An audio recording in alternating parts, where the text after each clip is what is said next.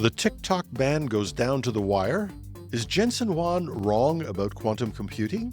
And the Linux Foundation pushes Chromium towards true open source. Welcome to Hashtag Trending. I'm your host, Jim Love. Let's get into it. The fate of TikTok is heading to the U.S. Supreme Court, and the stakes couldn't be higher. President-elect Donald Trump has asked the court to block a looming ban on the Chinese-owned social media platform. But in a surprising twist, many of his fellow Republicans are urging the opposite, backing the law that would force TikTok's parent company ByteDance to sell their app or face a U.S. ban by January 19th. The case pits national security concerns against free speech rights. TikTok argues that banning the platform would violate the First Amendment, restricting speech for its 170 million U.S. users. Former national security official Timothy Edgar called it the most significant free speech case in at least a generation. With the court's 6-3 conservative majority, all eyes are on how the justices will rule. Adding another twist, there are people trying to buy TikTok before the ban takes effect. Billionaire Frank McCourt and Shark Tank star Kevin O'Leary are leading a group called the People's Bid for TikTok. They've made a formal offer to buy TikTok's U.S. assets from ByteDance, proposing to rebuild it on American-designed technology to address security concerns. But ByteDance has repeatedly stated TikTok is not for sale, complicating the bid. With a Supreme Court case, a Republican divide, and a potential acquisition in the works, TikTok's future hangs in the balance, and the outcome could reshape free speech and national security policies for years to come. The Linux Foundation is taking steps to make Chromium-based web browsers truly open source. Since its launch in 2008, Chromium has served as the foundation for browsers like Google Chrome, Microsoft Edge, and Opera, but it's remained largely under Google's control. Now, a new initiative called the Supporters of Chromium-based Browsers aims to change that. Launching this January, the project will give developers and the broader open-source community a neutral space to collaborate on creating new browsers.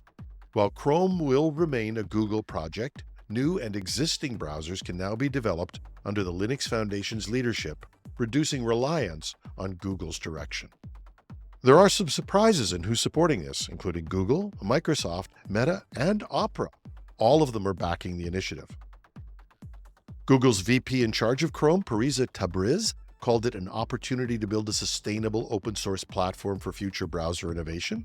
Meanwhile, Microsoft VP Megan Perez said the project aligns with their commitment to collaborative web development.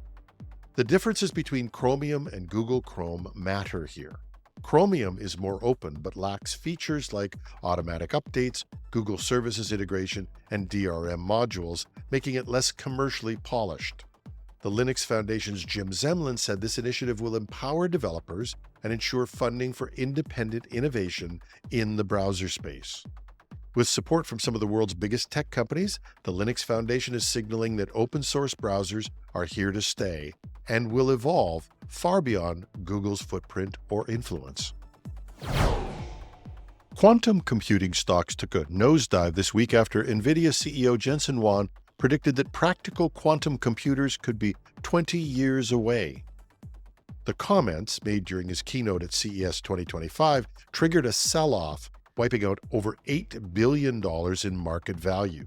Shares of Rigetti, D-Wave Quantum, Quantum Computing Inc., and IonQ all dropped more than 40%. But not everyone agrees with Huang's outlook.